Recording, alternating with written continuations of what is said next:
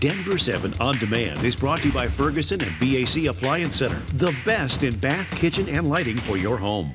I'm Shannon Ogden with the latest from Denver 7. As the spring weather heats up, you can often find families fishing and swimming in the South Platte River. But what is floating downstream from a Greeley beef company has led to a lawsuit. Environmental advocates say JBS Beef Company has been polluting the Platte for years. Denver 7's Jessica Porter has details on what's in the water. Really, at its very core, you wouldn't want to take what's left over from your supermarket meat counter and dump it into your swimming pool. Ammonia, animal fat, blood, and excrement. That's what's in the wastewater from JBS Swift Beef, according to the Environmental Protection Agency. For the past 4 years, JBS has been in violation of their Clean Water Act permit. Essentially, they've been dumping more things into Lone Tree Creek than they should. Or things that they shouldn't be dumping. JBS operates in Greeley. It's required to treat their wastewater from the thousands of animals it slaughters each day and bring it under permitted toxicity levels before releasing it. So essentially, they dump it into the creek and it flows downstream into the Platte River, which is a major source of recreation for lots of families in the Greeley area. The lawsuit points to EPA records, which show JBS has failed water toxicity tests for 5 years and even at times discharged unpermitted solids. This stuff is toxic. It's not very good for aquatic species, for wildlife, and to be totally honest, it's gross. JBS is a Brazilian-owned company and reported $49 billion in net revenue last year. The lawsuit comes as the company is under fire for taking $64 million in tariff bailout payments meant for hurting American farmers. We see this all the time where multi-billion-dollar corporations are the first in line to get bailed out when things go wrong. So no, at the end of the day, government bailout money is really designed to help, small farmers, family farmers. JBS shouldn't be receiving this money. JBS sent us a statement promising they are working on making a change, saying they are, quote, committed to being good neighbors. We recently invested a significant amount to buy and install new blowers and provide oxygen to the wastewater treatment process, allowing us to further improve our process and ensure compliance. Future water tests will be needed to determine if their water treatment process has improved. Jessica Porter, Denver 7. JBS's permit to treat and release wastewater expired in 2017. Environmental groups are pushing court now to stop JBS from violating water quality standards and adopt new practices. They were accused of beating a man, lying about it, and then they were fired. And now we are, 10 years later, 2 Denver police officers want their jobs back. City officials plan to ask the Colorado Supreme Court to review the case for Randy Murr and Devin Sparks. And this would be the first time in more than a decade that Denver has taken an employee discipline case all the way to the highest court in the state. So back in 2009, city cameras caught the officers throwing Michael De Herrera to the ground and beating him with a club. They originally told supervisors a man swung at them. Well, the video does not show that.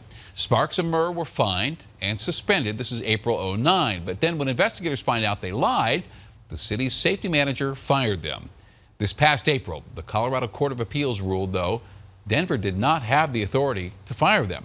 So if the high court declines to hear the case or upholds the earlier ruling, the city will have to give them their jobs back or offer them and give them tens of thousands of dollars in back pay.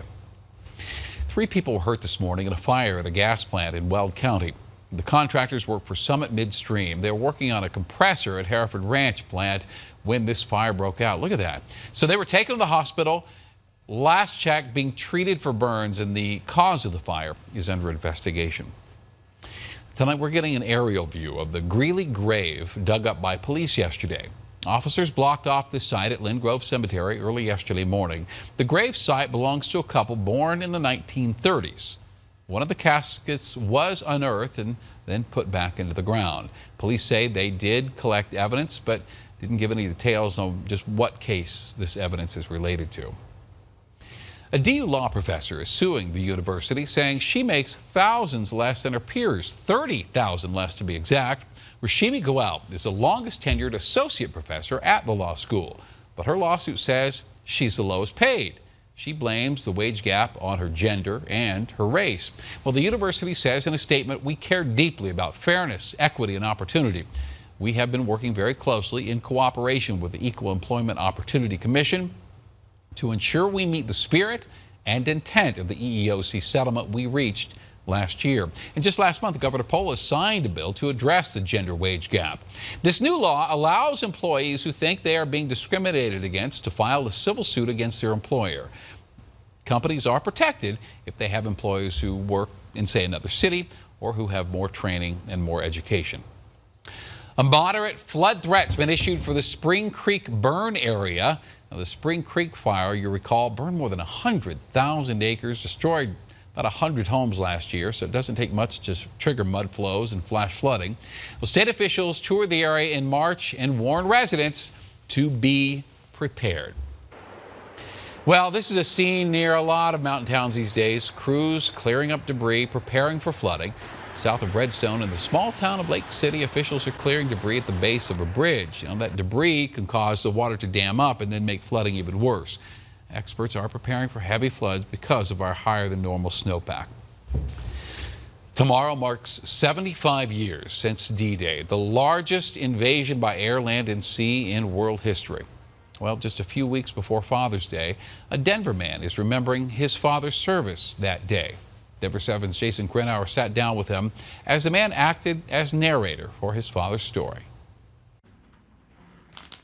A family photo album. We called him the Great One. A history book. That's my father, George Lott. A son now tells his story. My father was already enlisted when the Japanese attacked Pearl Harbor. A Coast Guard steward who rose to the rank of signalman, part of the U.S.'s first active combat in World War II. North Africa, he survived first assault under heavy fire. Sicily, he survived first assault under heavy fire. Salerno, first assault under heavy fire. A couple of weeks later, Operation Overlord, H-hour.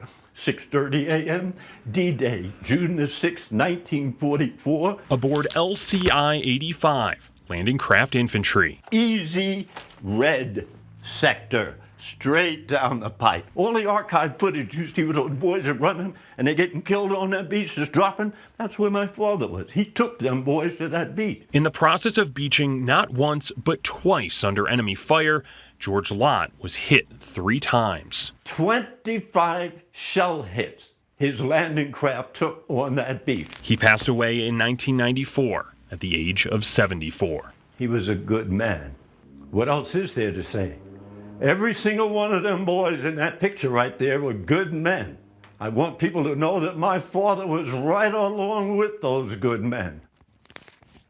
That's all. The greatest generation indeed.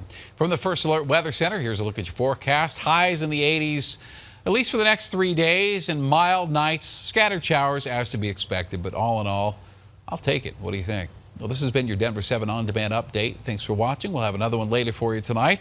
Also, do yourself a favor. Download the Denver 7 app for breaking news and alerts. I'm Shannon Ogden.